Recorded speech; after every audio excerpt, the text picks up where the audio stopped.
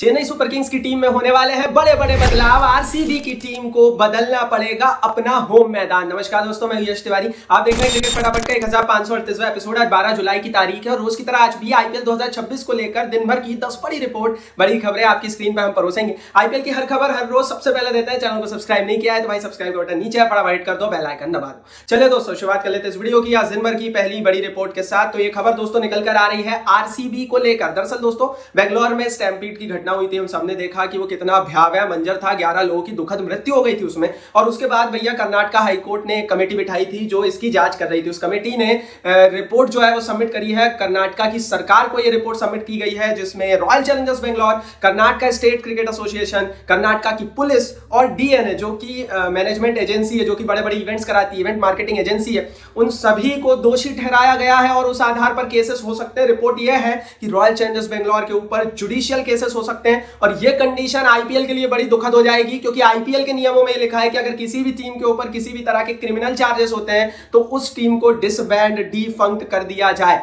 यहां से क्या होगा मुझे नहीं पता, नियम कानून कायदों का पेंच कैसा फंसेगा मुझे नहीं पता, लेकिन इतना जरूर है कि आरसीबी इस रिपोर्ट के बाद एक बड़े भवंडर में फंसती हुई नजर आ रही है। और ये एक ऐसा भवंडर है जिसमें बड़ी बड़ी टीमों का पता नहीं लगा। हमने 2013 में देखा कांड हुआ, तो 2015 में चेन्नई और राजस्थान, माफ कीजिए, दोनों टीमों के ऊपर बैन लगा दिया गया था 2-2 साल का, जबकि Chennai one of the biggest team थी उस समय भी, आज भी है आईपीएल की। तो दैट इज वाई भैया एक बड़ा भवंडर खड़ा हो रहा है। इसी से जुड़ी दूसरी रिपोर्ट है, बेंगलोर के चिन्नास्वामी स्टेडियम को अभी की स्थिति में विदाउट स्पेक्टेटर चलाने का आदेश दिया है। बीसीसीआई ने भी आदेश दिया है। कर्नाटक की सरकार अभी पुलिस सुरक्षा ऑडियंस के लिए प्रोवाइड नहीं कर सकती। क्राइम सीन क्रिएट हुआ है, वहां जाहिर स्टैम्पीड हुई थी। रिपोर्ट यह है कि चिन्नास्वामी स्टेडियम में जो अभी कर्नाटक की महाराजा टी20 ट्रॉफी होने वाली है वो विदाउट स्पेक्टेटर्स खेली जाएगी।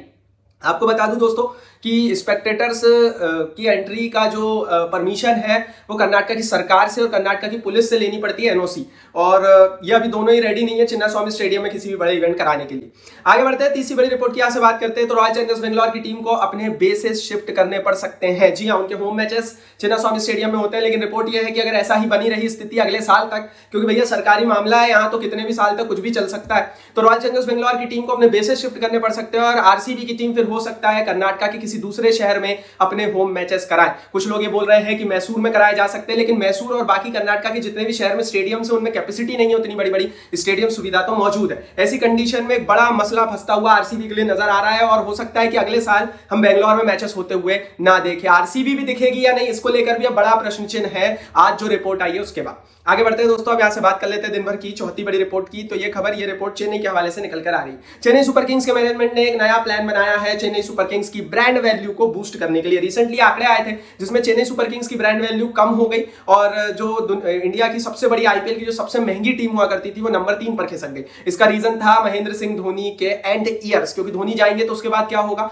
फ्यूचर को देखते हुए आप जो लोग हैं वो इन्वेस्ट करते हैं चेन्नई में, अपने एडवर्टाइजमेंट चलाते हैं, लंबे से लंबे कॉन्ट्रैक्ट नहीं हो रहे हैं चेन्नई के, क्योंकि किसी को नहीं पता है कि धोनी कितने साल तक चेन्नई के साथ एज ए प्लेयर रहेंगे। इसी चीज को टैकल करने के लिए ओल्ड सुपरस्टार्स का रिटर्न कराया जा सकता है चेन्नई की टीम में।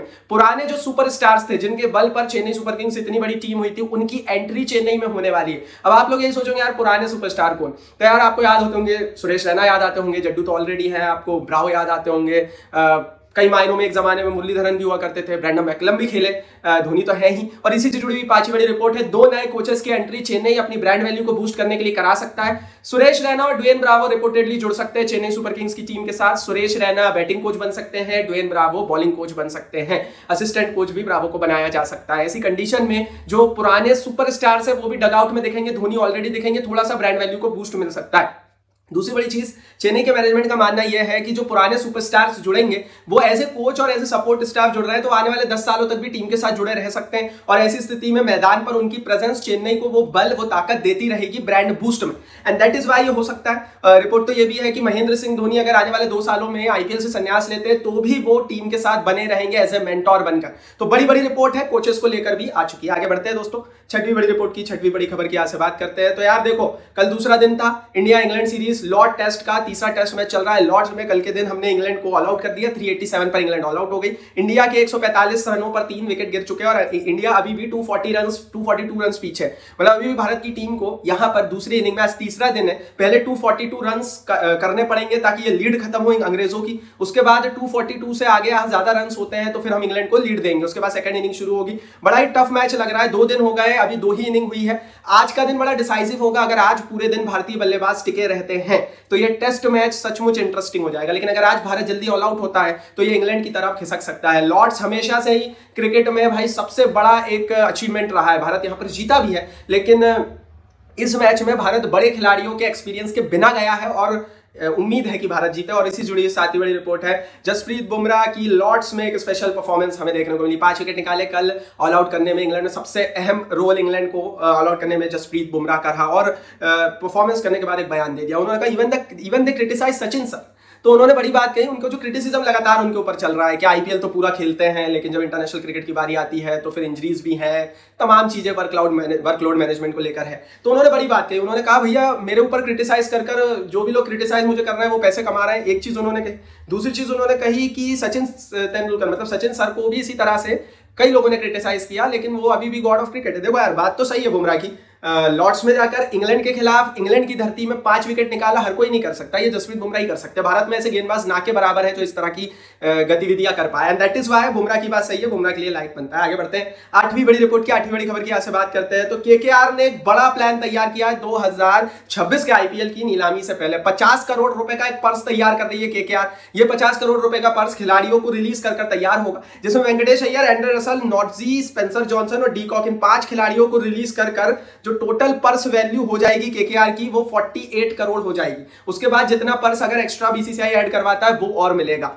इस पैसों का इस्तेमाल केकेआर अपनी एक नई स्क्वाड बिल्डिंग में कर सकती है। रिपोर्ट तो ये भी है कि इन्हीं पैसों के इस्तेमाल में अगर संजू सैमसन नीलामी में आते हैं तो उन्हें खरीदा जाएगा, अगर नहीं आते हैं तो इन्हीं में से किसी खिलाड़ी से उनको स्वैप किया जाएगा, ट्रेड किया जाएगा। तो केकेआर भी काफी एग्रेसिव है संजू सैमसन को ट्रेड कराने के लिए, चेन्नई भी है। लेकिन दूसरी बड़ी चीज ये है कि ये पर्स भी बड़ा तैयार कर रहे हैं ताकि छोटी नीलामी में जितने भी अच्छे खिलाड़ी जितने भी आए, वैसे तो कम आएंगे छोटी नीलामी में, ऑलरेडी रिटेंशन हो जाता है, जितने भी आए वो केकेआर के पास जाए, क्योंकि केकेआर का पिछला सीजन बहुत खराब था इस साल 2025 का, और केकेआर को पता है कि स्क्वाड को रीबिल्ड करना पड़ेगा। आगे बढ़ते भैया 9वीं बड़ी रिपोर्ट की यहां से बात करते हैं। बीसीसीआई शायद इस बार बैलेंस पर्स नहीं बढ़ाएगा। पिछले साल इंडियन प्रीमियर लीग का बैलेंस पर्स 110-120 करोड़ रुपए कर दिया गया था। रिपोर्ट यह थी कि इस साल 150 करोड़ होगा, लेकिन ये रिपोर्ट अभी खोखली ही नजर आ रही है। रिपोर्ट यह है कि बीसीसीआई बैलेंस पर्स में बढ़ोतरी नहीं करने वाला है। खबर यह है कि जो बैलेंस पर्स है वो अभी भी 110 से 120 करोड़ वाली रेंज में ही रहने वाला है।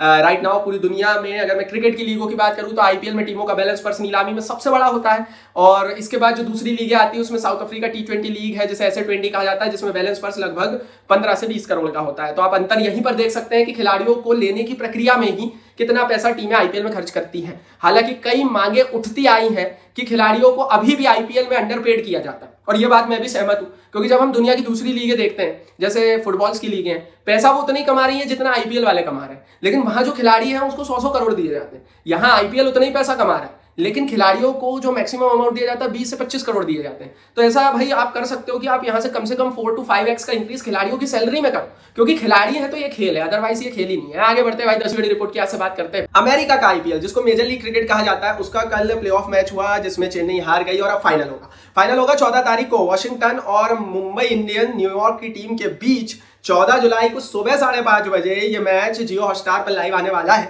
तो हमारी मुंबई की न्यूयॉर्क बेस्ड फ्रेंचाइज यहाँ पर वॉशिंगटन से खेलती हुई नजर आएगी। सुबह 5:30 बजे अगर आप उठते हो तो जरूर उठकर इस मैच का मजा लेना। ये थी दिन भर की 10 बड़ी रिपोर्ट। कमेंट बॉक्स में आप बताओ कौन सी खबर आपको अच्छी लगी, कौन सी नहीं, और यूट्यूब में कमेंट बॉक्स आपके लिए दिया। अपनी राय जरूर इस वीडियो को लाइक और शेयर करो। चैनल को अभी तक सब्सक्राइब नहीं किया तो सब्सक्राइब बटन नीचे फटाफट हिट कर दो, बेल आइकन दबा दो।